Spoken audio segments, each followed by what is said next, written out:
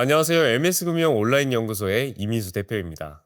태아보험 사실 어렵지는 않습니다. 특약의 이름이 낯설어서 복잡해 보이는 거지 핵심만 알면 생각보다 훨씬 단순합니다. 오늘 영상 하나로 이 세 가지가 정리가 될 텐데요. 첫 번째, 30세 만기와 100세 만기 중 어떤 게 우리 아이에게 맞는지. 두 번째, 반드시 넣어야 될 특약과 넣지 않아도 되는 특약. 세 번째, 실제 보험료는 얼마가 적정한지. 복잡하게 설명하지 않겠습니다. 실제 청구 경험을 바탕으로 핵심만 짧고 명확하게 전달해 드릴게요. 그럼 바로 시작하겠습니다. 아이는 세상에 태어나는 순간부터 다양한 위협에 노출됩니다. 특히 출생 초기에는 면역력이 상대적으로 약할 수 있고 외부 환경에 취약하기 때문에 우리가 예상치 못한 질병이나 사고가 생길 수도 있어요. 바로 그래서 임신 초기부터 미리 대비를 하는 게 중요한 겁니다. 많은 예비 부모님들이 이런 말씀을 하세요. 하나의 보험으로 100세까지 쭉 가져갈 수 있을까요? 사실 이 질문에는 정해진 정답은 없습니다. 30세 만기가 맞는 분도 있고요. 100세 만기가 더 잘 맞는 분도 있어요. 오늘 영상은 30세 만기를 기준으로 설명을 드리는데 먼저 100세 만기의 장점도 함께 말씀을 드릴게요. 이 100세 만기의 장점은 부모님께서 아이에게 주는 선물이란 개념이에요. 아이가 어릴 때 예를 들어 우리가 보통 20년 납입으로 보험료를 납입하죠. 그러면 우리 아이들이 성인이 되는 시점에는 보험료 납입이 모두 끝났습니다. 그런데 이 아이들은 100세까지 유효한 보험을 이미 갖고 있는 상태가 되는 거죠. 나중에 보험을 새로 준비하려고 했을 때 기존에 있던 보험의 베이스가 있으니까 추가 부담이 훨씬 줄어들 수밖에 없습니다. 부모님께서 어릴 때 납입을 끝내주고 아이에게 평생의 보장 기반을 물려주는 것. 하나의 선물이라고 생각하시면 좋을 것 같아요. 실제로 많은 분들이 진단비처럼 성인까지 필요한 보장은 100세 만기로, 태아특약이나 소화기에만 필요한 특약은 짧은 만기로 혼납 설계하는 방식을 많이 선택하십니다. 100세 만기로 가성비 있게 설계하고 싶은 분들은 영상 하단에 링크로 문의 주시면 맞춤 설계안 준비해 도와드릴게요.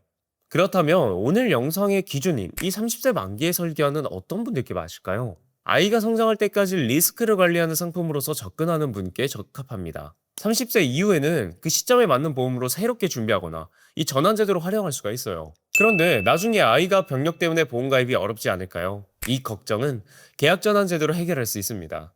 30세 만기 태아보험은 만기 시점에 별도 심사 없이 아이의 병력과 관계없이 성인에게 필요한 대부분의 특약을 100세 만기로 전환할 수가 있거든요.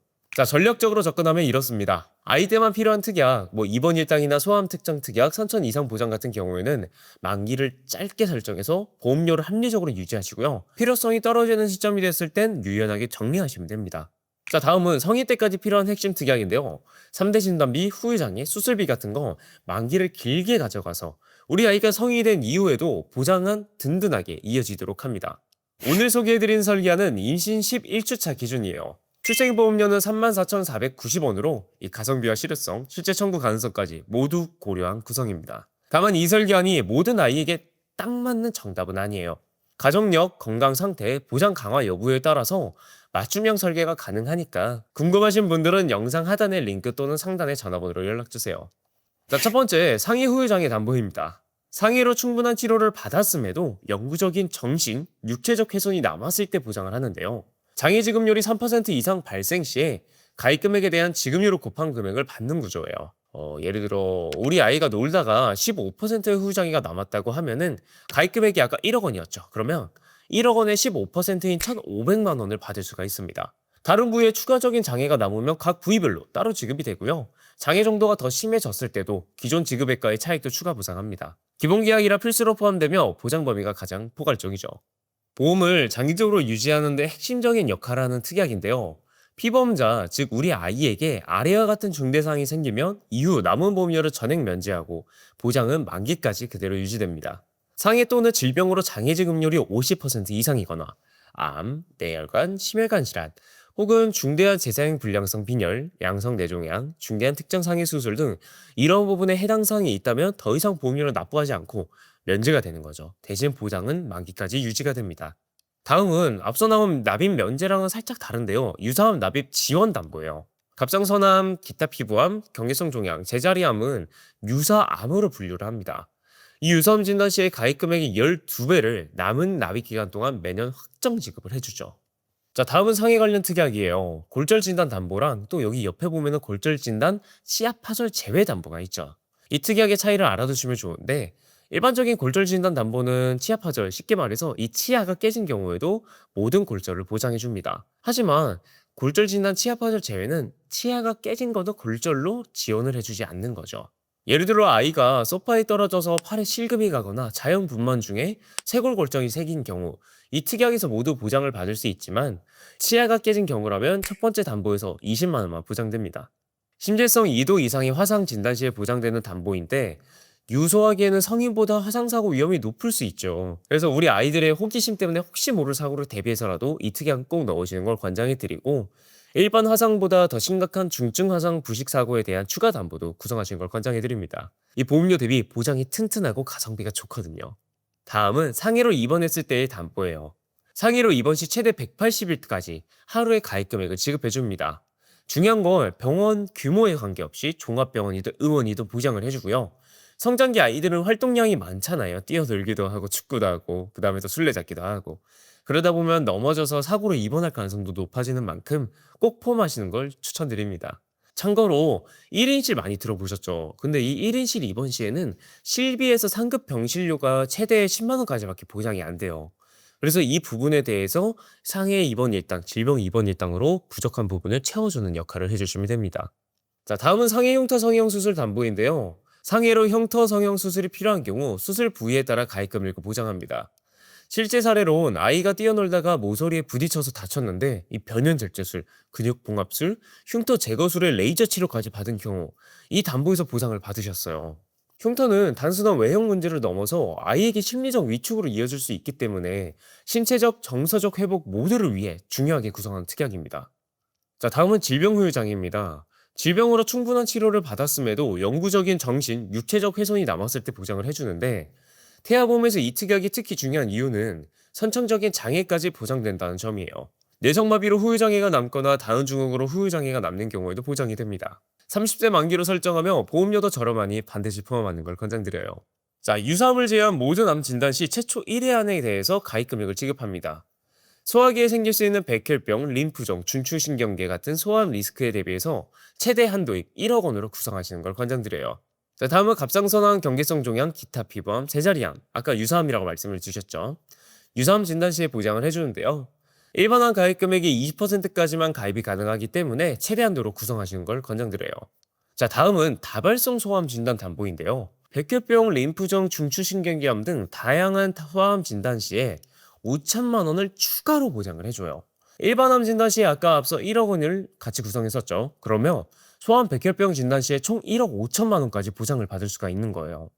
다음은 뇌심장 질환 담보입니다. 뇌혈관 질환 담보, 그 다음에 심혈관 질환 담보인데, 뇌혈관 진단 시에 진단금을 지급하고 가장 중요한 건 신생아 뇌출혈 진단 시에도 20%인 400만 원까지 보장받을 수 있도록 설계됩니다. 자, 다음은 허혈성 심장 질환 담보인데, 과거의 급성심근경색, 협심증까지 모두 포괄적으로 보장을 해주는 담보예요. 앞서 말씀드린 계약 전환 제도를 통해서 100세까지 가져갈 걸 감안한다면 두 담보 모두 꼭 필요한 담보이고요. 보험료도 크게 부담이 없는 수준이에요. 다음은 항암 방사선 약물 치료 담보입니다. 암 진단 후에 항암 방사선 치료나 약물 치료를 받는 경우 보장을 해주는데요. 기타 피부암과 갑상선암 가입 금액이 20%까지만 보장돼서 넓은 범위를 커버하는 효율적인 특약입니다. 본 광고는 손해보험협회 광고 심의 기준을 준수하였으며 유효 기간은 심의일로부터 1년입니다.